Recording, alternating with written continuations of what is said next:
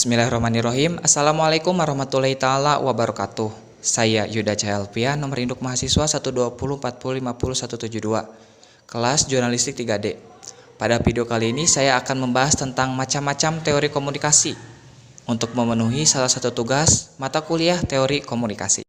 Pertama ada teori inokulasi. Teori ini adalah salah satu pendekatan dalam persuasi yang bertujuan agar orang-orang resisten terhadap argumen persuasif yang dilakukan oleh orang lain. Yang kedua ada teori behaviorisme. Teori ini sebuah perilaku yang ditimbulkan karena ada rangsangan. Yang ketiga ada teori humanisme, yaitu teori perkembangan kepribadian diri manusia. Yang keempat ada teori nativisme, yaitu perkembangan individu ditentukan oleh faktor keturunan atau bawaan sejak lahir. Yang kelima ada teori ketergantungan. Teori ini halayak sangat tergantung pada media dalam rangka memenuhi kebutuhannya. Teori yang keenam ada teori komunikasi banyak tahap. Teori ini proses penyebaran pesan melalui beberapa tahap dari pihak pertama, kedua, dan ketiga.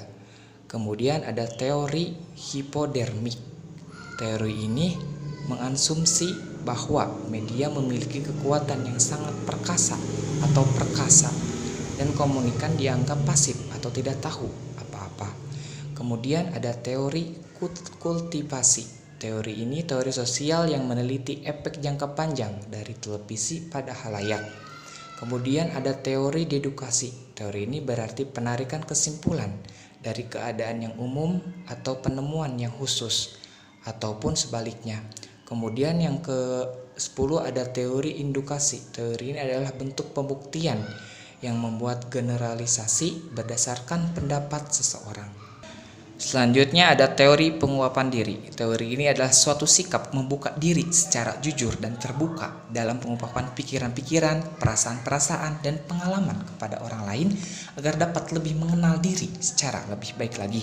Kemudian ada teori groupthink. Teori ini merupakan sebuah proses pengambilan keputusan yang terjadi pada kelompok yang sangat kohesif, di mana anggota-anggota berusaha mempertahankan konsensus kelompok sehingga kemampuan kritisnya menjadi tidak efektif lagi.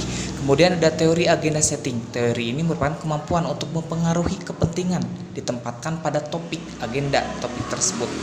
Nah, selanjutnya ada teori user gratification. Nah, teori ini merupakan halayak menggunakan media sesuai dengan kebutuhannya. Kemudian ada teori spiral keheningan. Spiral keheningan merupakan teori media yang lebih memberikan perhatian pada pandangan mayoritas dan menekankan pandangan minoritas. Kemudian ada teori belajar sosial. Nah, teori ini adalah teori menekankan pada komponen kognitif dari pikiran, kemudian ada pemahaman, dan yang terakhir ada evaluasi.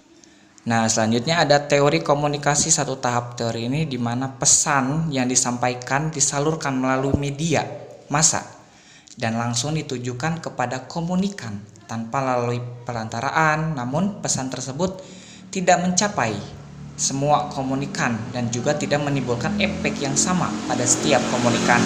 Kemudian ada teori komunikasi dua tahap. Teori ini memperoleh informasi dari pihak kedua, tidak dari narasumber langsung, melainkan dari si media tersebut.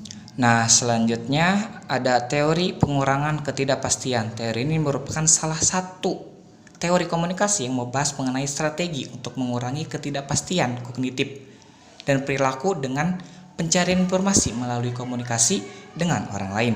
Kemudian ada teori manajemen privasi komunikasi. Teori ini merupakan penelitian yang dirancang untuk membuka atau mengembangkan aplikasi yang berbasis bukti pengertian dari cara orang lain membuat keputusan tentang mengungkapkan dan menyembunyikan informasi pribadi mereka. Nah, kemudian teori selanjutnya ada teori interaksi simbolik. Teori ini berfokus pada pentingnya konsep diri dan persepsi yang dimiliki individu berdasarkan interaksi dengan individu yang lainnya. Kemudian ada teori orientasi sosial. Nah, teori ini merupakan proses pengembangan terhadap keintiman dengan orang lain dengan keadaan keterbukaan dan pendekatan kepada orang lain.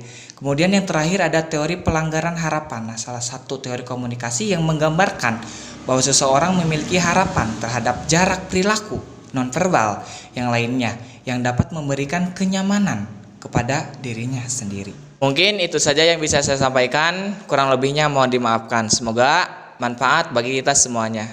Sekian dari saya. Wassalamualaikum warahmatullahi wabarakatuh.